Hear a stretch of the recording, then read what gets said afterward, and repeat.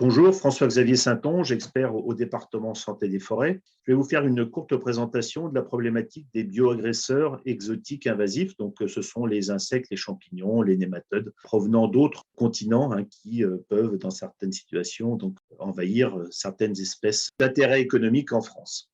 Alors, c'est une problématique qui est pas nouvelle. Donc, depuis que l'homme transporte des marchandises à travers les continents, il a introduit, souvent involontairement, un certain nombre de problèmes sur notre territoire.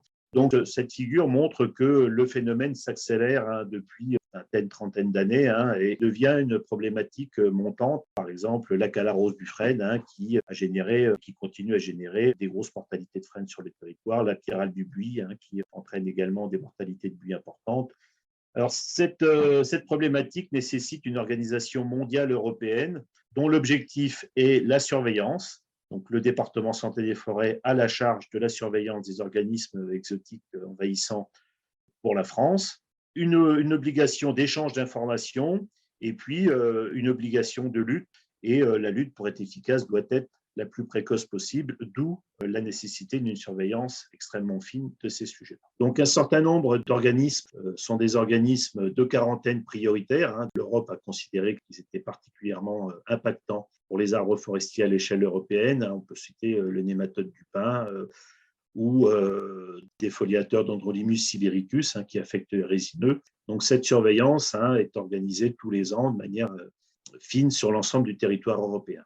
Les organismes de quarantaine sont observés une fois tous les 5 ans. Donc, sur les organismes forestiers, on peut citer Phytophthora ramorum, qui affecte notamment le mélèze en France. Le Brasiella, qui est un agent donc, présent aux États-Unis qui peut générer de gros dégâts sur nos chênes, qui n'est pas présent sur notre territoire, pour ne citer que pour les plus importants.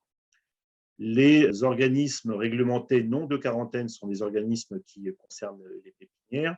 Et puis, on a tous les autres organismes donc, qui sont exotiques, mais qui sont réglementés. Par exemple, Irrecife phytoides, un oïdium qui est introduit de longue date et pour lequel la lutte n'a plus de sens, puisque l'organisme est présent sur l'ensemble du territoire. C'est un sujet qui donc est montant, comme on l'a vu, et donc qui nécessite une amélioration des dispositifs de surveillance. Donc, on a parlé de communication, c'est un sujet important, communiquer auprès des importateurs sur les risques à prendre quand ils importent des matériaux. Piégeage de spores et d'insectes dans les zones d'importation, donc c'est des dispositifs assez nouveaux qui ont comme objectif donc la surveillance de manière la plus précoce possible.